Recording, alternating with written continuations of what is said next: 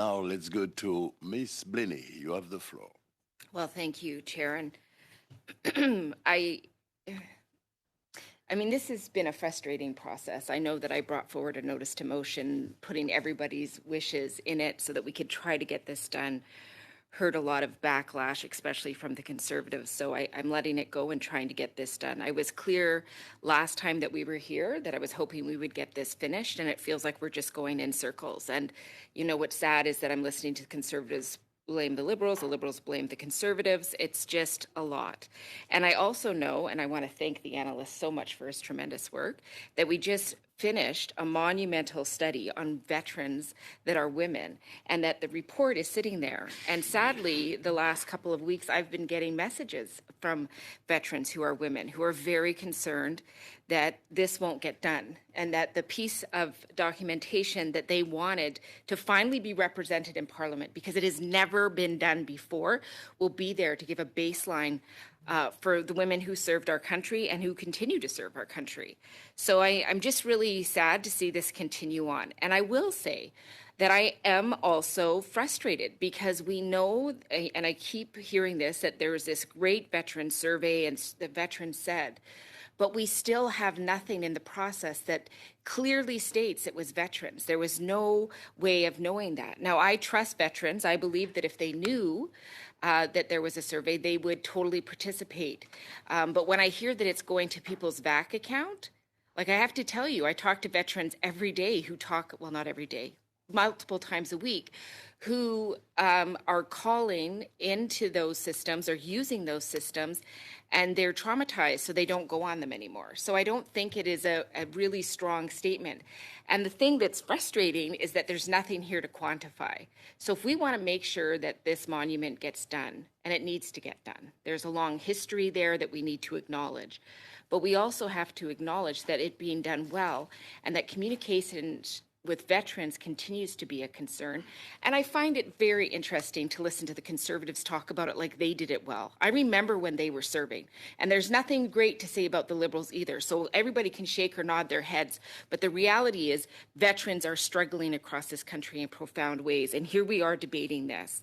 So I guess I have a couple of questions. The first one is to Mr. Richards. I'm hearing from the Liberals now that many motions like this are being made in multiple committees. So I'm assuming that there's a strategy there that is more political than based on veterans, if I hear that it's happening in other places. I'm wondering with the Liberals if we can at least keep 5 and 6, right? Because we need to figure out what happened. So let's talk about that. I'd like to offer that up. And then, excuse me, I'm still talking. If I could ask the clerk about a timeline. The clerk, because what I'm hearing is if this is happening in other committees, a huge amount of asking for information, does that mean if we pass this, that we'll just be waiting for months and months and months to get that information to our committee to do the work? And that really concerns me. So if we could get some answers, I think that would help me make a decision. Thank you, Miss Blaney. But excuse me, Mr. Richard.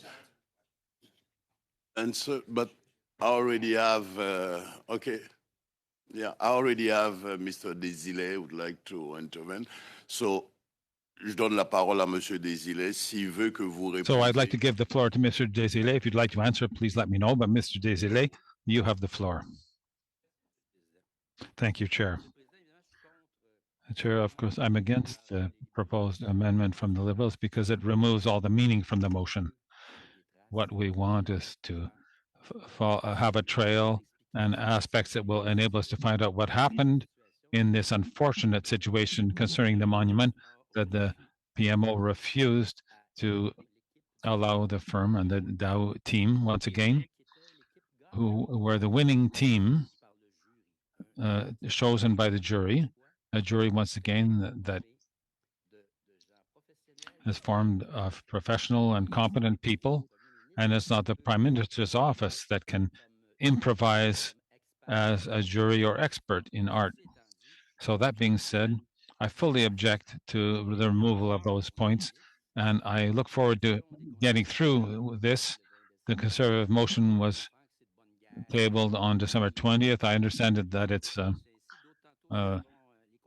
part of the game, but the Liberals act like this, but the Conservatives are acting like that. I've rarely seen the Bloc members act like this, though, strangely. I won't be long, but there are two ways in which the Liberals are taking veterans hostage. First of all, once again, by giving them the burden of this change of the winning firm.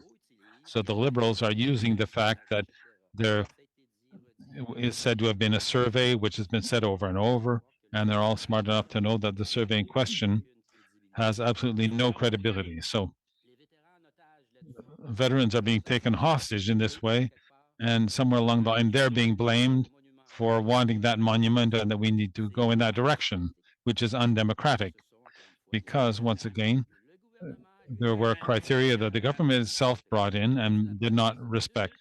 That's the first way. The second way, which is actually quite comical, that you say that you look forward to moving on to something else so that we can hear from the veterans, but you're taking the veterans hostage by doing this filibustering, this motion being carried, and move on to something else and bring in the veterans to hear from them. So if you want to play that game, then we will play it somewhere along the line. We'll be here to listen, but that doesn't involve listening to veterans.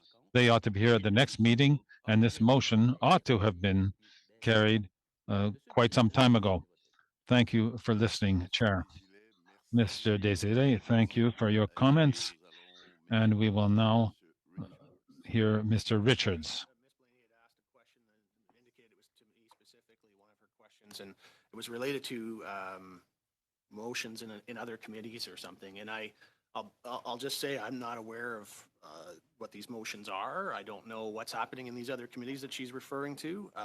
But what I can tell her is that this motion was something I brought forward about 4 months ago to begin with, simply to try to get to the bottom of this, to find out for veterans what exactly happened with this interference. And it is purely 100% motivated by making sure that we get to the bottom of this on behalf of veterans and their families, and nothing more. And there's no political nature to this. This is about veterans.